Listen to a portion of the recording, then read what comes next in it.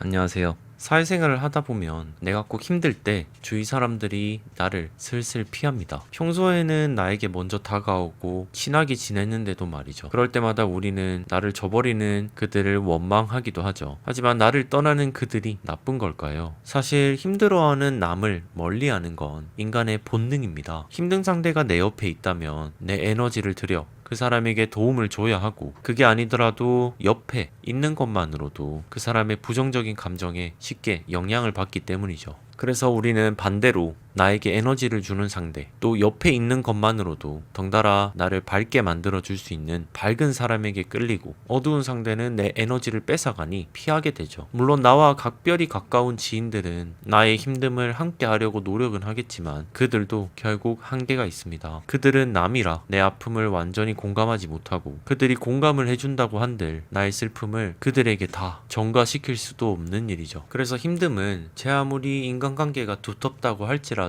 대부분 혼자서 견디는 외로운 과정입니다. 힘든 상황은 안 그래도 힘든데 외롭기까지 하니 참 괴롭습니다. 최소한 이 힘듦이 언제 끝나는지라도 알면 좋으련만, 언제 시작되는지도 언제 끝나는지도 모르는 게 우리 인생의 힘듦이죠. 언제 시작되는지 알지 못하니까 미리 준비할 수도 없고, 또 언제 끝나는지도 모르니까 그 과정에 참고 견디기도 힘든 것입니다. 하지만 별 방도가 없습니다. 힘든 상황이 오면 나 몰라라 할 수 있는, 도망갈 수 있는 상황이 아니라면 그 힘든 과정을 온전히 다 겪어내야만 하죠. 외롭게 혼자서요. 인생은 참 잔인합니다. 그리고 불공평하죠. 누구는 태어났는데 금수저고, 누구는 타고나길 재능너입니다. 나는 그 사람들과 비교하면 실패작으로 느껴지고, 나는 대체 왜 태어났을까? 라는 생각도 하게 되죠. 하지만 우리는 나를 실패작이라고 생각하게 만드는 이 고통이 결국에 나중에 나를 성공작으로 바꾸는 동력 본체라고, 또 고통은 도움되는 거야 라며 스스로 좋게 생각하려 노력합니다. 하지만 그런 노력에도 간혹 고통이 너무 커서 혼자 견디기 버거울 때가 있습니다. 그때 우리는 반드시 주위 사람들에게 SOS, 긴급 도움 요청을 해야 합니다. 고통은 애초에 외로운 것이지만 너무 힘들 때는 오히려 결코 외로워서는 안 된다는 말입니다. 모든 인간관계는 서로가 함께할 때 즐거워서 유지되기도 하지만, 더 근본적인 이유는 서로가 힘들 때 힘이 되고 도움을 주기 위해서 그 관계가 유지가 되는 것입니다. 그럼 이제 우리가 이렇게 서로 도우며 살아가야 하는 이유에 대해서 좀 자세히 살펴보겠습니다. 우리 안의 유전자 특징은 사실 이기적입니다. 일단 나부터 살아남으려고 하는 것이죠. 또 이런 이기적인 유전자 특징 때문에 우리 인류는 지구상에서 멸종되지 않고 살아남을 수 있었습니다. 그런데 이 이기적 본성을 거슬러야 하는 거냐, 그 말을 하려고 하는 거냐 라고 한다면 맞습니다. 우리 안에는 이기적인 본성도 있지만 동시에 함께 어울려서 도움을 주는 이타적 본성도 동시에 존재합니다. 만약 이 이타적 본성이 없었다면 우리 인간은 애초에 사회적인 동물이 아니겠죠. 여튼 남을 돕는 이타적 본성이 현대사회를 살아가는 우리에게 필수적인 이유에 대해서 차례차례 이야기해 보도록 하겠습니다. 첫째, 타인에게 베푸는 이타심은 투자와 같다. 상호호혜성이라는 말을 아시나요? 한쪽이 상대에게 호의를 베풀면 상대도 그만큼의 가치로 호의를 되돌려주는 것을 말합니다. 즉, 내가 받은 만큼 상대에게 돌려주고 그 반대도 동일하죠. 근데 이 상호호혜성은 우리 사회를 움직이는 대원칙과 같습니다. 예를 들어 장사를 하거나 사업을 할 때 가치가 있는 상품, 서비스를 먼저 줘야 소비자에게 그만큼의 가치가 있는 돈으로 돌려받을 수 있죠. 회사 생활을 하는 직장인도 생산적인 일을 해야 사장에게 인정을 받고 그 일의 가치만큼 급여로 돈으로 받을 수 있습니다. 이렇게 우리 사회의 대원칙이 상호 호혜성이다 보니 누군가 타인에게 크고 작은 도움을 받게 된다면 언젠가는 갚아야 한다는 빚진 마음을 가지게 되죠. 이렇게 먼저 타인에게 호의를 받는 순간 우리는 무시하거나 그냥 넘어갈 수 없도록 어렸을 때부터 학습되어 온 것입니다. 설사 도움을 준 사람은 돌려받기를 크게 기대하지 않고 단순히 이타적인 마음에서 선의를 베풀었다고 할지라도요. 그래서 이타적 본성을 앞세워 타인에게 호의를 베푸는 행동은 어쩌면 우리 현대사회에서 투자와 같습니다. 사람의 투자인 것이죠. 자신은 자기 이익을 딱히 생각하지 않고 남에게 호의를 베푼 것일지라도 내 행동이 내 주위 사람들에게 빚진 마음을 가지게 함으로써 나중에 시간이 지나서 처음 내가 베푼 호의보다 더 큰 호의를 돌려받게 되는 것이죠. 결과론적으로 나는 더 큰 이익을 얻게 되는 것입니다.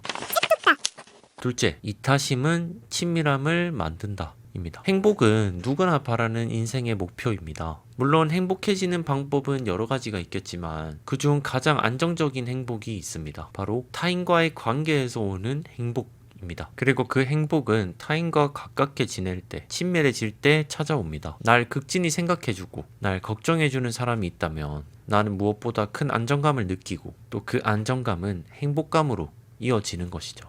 이 관계에서 오는 친밀함이라는 행복은 사실 다른 행복으로 대체될 수 없는 행복입니다. 애착, 신뢰가 만드는 옥시토신이라는 호르몬과 정서적 안정이 만드는 세로토닌이 복합되어 만들어진 이 행복이 바로 관계에서 오는 행복이죠. 타인과의 관계가 행복 호르몬 두 가지를 동시에 나오게 만들고 이 관계의 행복은 다름 아니라 타인의 이타심을 가질 때에만 나오게 됩니다. 타인을 나보다도 먼저 생각하는 이 이타심은 결국 돌고 돌아 또 나에게 돌아오죠.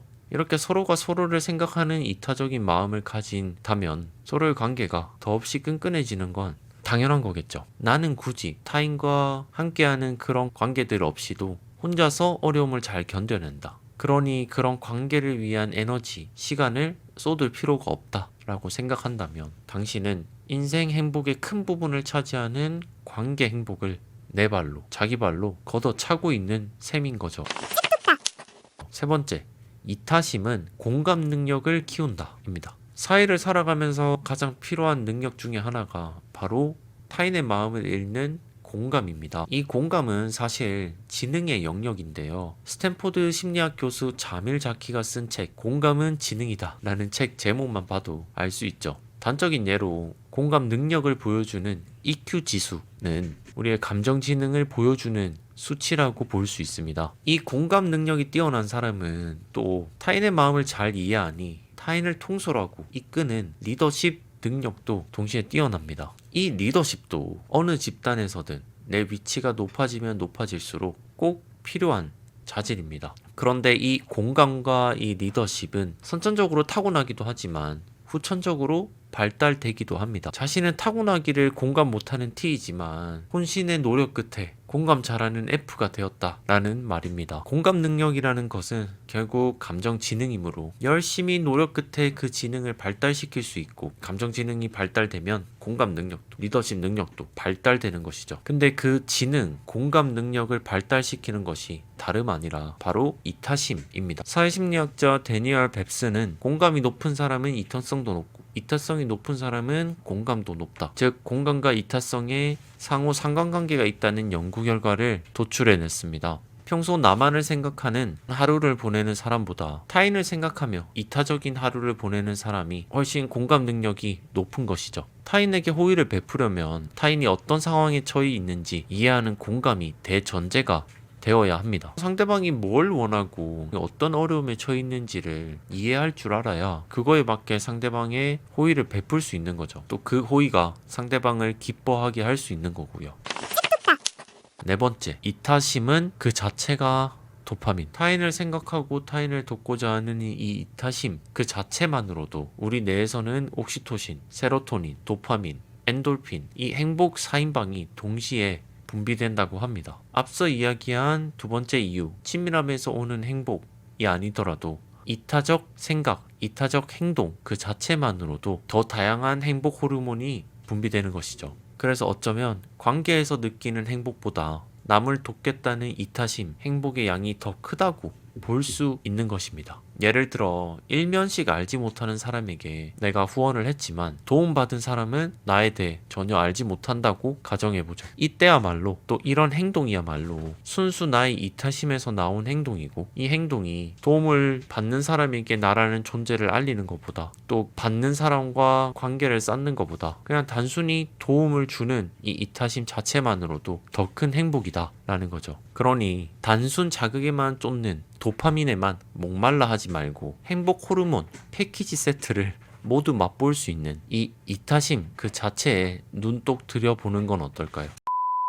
이렇게 이타심이 우리 인생에 필요한 이유 4가지에 대해서 알아봤습니다. 결국 이타심이라는 건 나만을 위하는 이기적인 이유에서라도 꼭 필요한 것이다 라고 결론 내릴 수 있습니다. 물론 타인을 돕는 이 이타심도 도파민 같이 중독될 수 있는 호르몬을 분비시키기 때문에 이타적 행동도 지나치면 중독될 수 있습니다. 하지만 지나치지 않고 적당한 이타심은 내 개인적인 발전, 내 이기적인 이유에서라도 꼭 필요한 것이죠. 우리는 힘들 때마다 외로워지고 또 우리는 그걸 당연하게 받아들이며 살아갑니다. 하지만 이타심이 알고 보면 다 나에게 도움이 된다는 것을 알게 되면 또 그 생각이 여러 사람들에게 널리 퍼지게 되면 내가 힘들 때 내 주위의 사람들이 내가 힘든 걸 방치하지 않고 너 힘드네 득달같이 도와주려고 달려오는 그런 상황이 생길 수도 있는 거죠. 아이러니하지만 모두 각자 자신의 이익을 위해서요. 오늘의 영상은 여기까지고요. 다음에는 더 좋은 영상,